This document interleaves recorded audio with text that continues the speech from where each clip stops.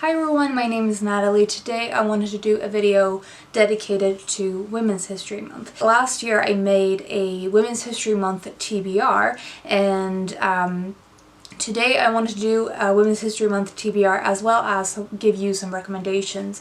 If you are looking for something to read for Women's History Month this year, then hopefully one of these books sounds interesting to you. Let's start with my recommendations. So the only one I actually did read last year in March was The Immortal Life of Henrietta Lacks.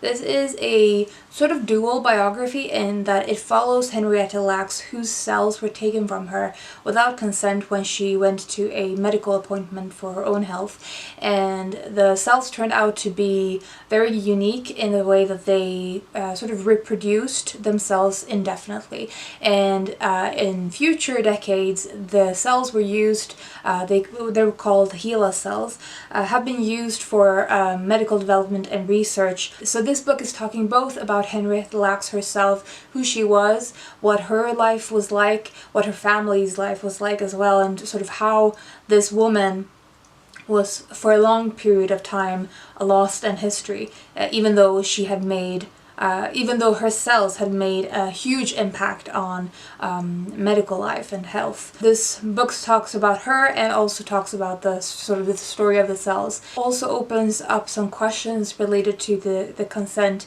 I found it very enriching to think about that, to think about the way what rights the patient has, also the way that race and class fits into her experience of the medical staff. The next two ones I also read last year. So we have Wayward Lives, Beautiful Experiments, Intimate Histories of Riotous Black Girls, Troublesome Women, and Queer Radicals by Saidiya Hartman. This is sort of a it's a choir of a biography. It's talking about a lot of individuals, and most of them are women, black women from the late 19th century, beginning of the 20th century. And it's talking about sort of very much everyday life experiences, what it was like to live in this time period, a few decades after slavery abolition, the long shadow that slavery had on the lives of individuals during this time period, how it shaped the kind of work that they had access to, and the kind of work that they could do, the kind of lives they could lead, where they could live. I think this is stunning in the way that it captures so many voices, and many of them again have been overlooked or silenced, actively silenced in history, and so it's an important part of history telling. But like with the previous book, this also raises questions surrounding the actual writing of history, the narrative of history, the shaping and creation of history, and how it's far from neutral, how the people doing the writing and the telling of history shape the kind of stories we're getting decades later or even centuries later. And so I think it's fantastic for the stories that it tells in itself. It's filled with beautiful photography too, and it also raises really important questions that I think is especially valuable to think about in light of months like Women's History Month as well as Black History Month. The fact that the people who get to tell the history, it's very important to think about that perspective, where their perspective is coming from. The next one is The Queens of Animation, The Untold Story of the Women Who Transformed the World of Disney and Made Cinematic History by Natalia Holt. This was my favorite book of last year, so obviously I loved it. And this is, again, it's talking about a lot of individuals working in the Disney company, and it's sort of, on the one hand, it talks about the women working in the Disney company and their legacy. Who were the women who were working in Disney studios from its beginnings and until the present day? What exactly did they add to the company, or what were their legacies? And the other aspect of this story is what was it like for these women to work in the Disney company, and also sort of the societal context for them in terms of work, in terms of marriage and relationships, in terms of getting credit. So it's it's sort of talking both about their struggles, being animators, being creators of some other aspect to the company, as well as talking about what they actually accomplished. If you have an interest in Disney, then this is a must-read. If you have interest in animation history or in women working in the art, sort of in art jobs in general, then I think this may well be really interesting as well. And then lastly, we have another art-related book, and that is Beatrix Potter, The Extraordinary Life of a Victorian Genius by Linda Lear. I've talked about this one several times before because, again, I really like it.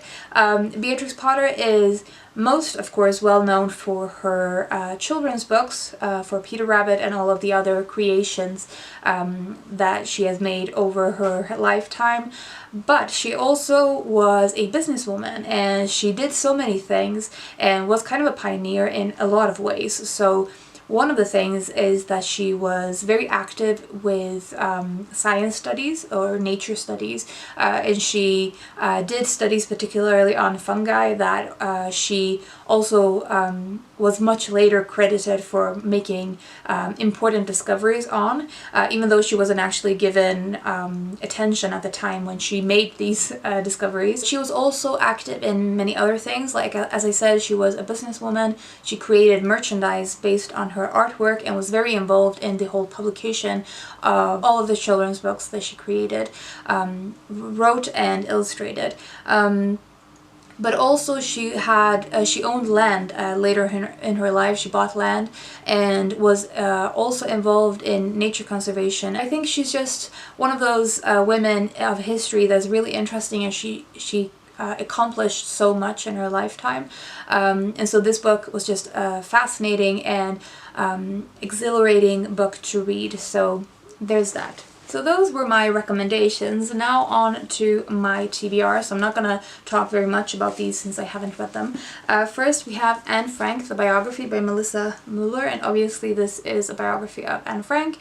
I read her diary probably at least 10 years ago. It's probably one of the most read nonfiction books, I feel like, in English anyway. And I got this book I think about a year ago and have been really itching to read it. I think it will be an interesting portrait of the time and give interesting context as well to her diary. The problem with women's history books is that most of the ones I had on my shelves were biographies, and most biographies tend to be very chunky, and that could definitely be said of this one. This is vill sätta, världen, rörelse by Anna-Karin Palm. This is a biography of Selma Lagerlöf, who is probably the most famous Swedish writer of all time. She was the first woman to be given the Nobel Prize of Literature. She wrote a lot of books, and most of them, or a lot of them, have been translated into English and other languages as well. I have really enjoyed reading her fiction and nonfiction, and this one is about her life, obviously, and she was also a fascinating woman aside from her work. So this is one of those that I have been dying to read since I got it at the end of last year. Next we have The Woman Who Discovered Printing by T.H. Barrett, and this is, I think, about a woman in China who supposedly discovered printing before Gutenberg did. This book argues that more than 1300 years ago, over twice as long ago as the time of Johannes Gutenberg in Europe, China had already developed an ability to print on a massive scale. But because the most prominent supporter of this development was a woman, after her death, those in authority ignored the technology for a full 2 centuries. It is this woman, Empress Wu, who is the heroine of our stories. I think this is sort of the epitome of her story kind of books, and I'm excited about it. So next we have A History of Their Own, Women in Europe from Prehistory to the Present, Volume 1 by Bonnie S. Anderson and Judith P. Zinsser. So I think this is a 3-volume set. I have the first and the second volume, and as you can tell, it's a history of women through the ages, and I think this one includes I think it sort of touches on various classes, types of job, types of places. Explore the hows and whys of women's lives from the prehistory to the 17th century in this first volume of their outstanding studies. So not really sure what to expect in terms of it's such a such a broad angle to women's history, but I'm assuming I'll be introduced to various things in history that I would like to learn more about, and that I think will be one of the things that this could be very helpful with.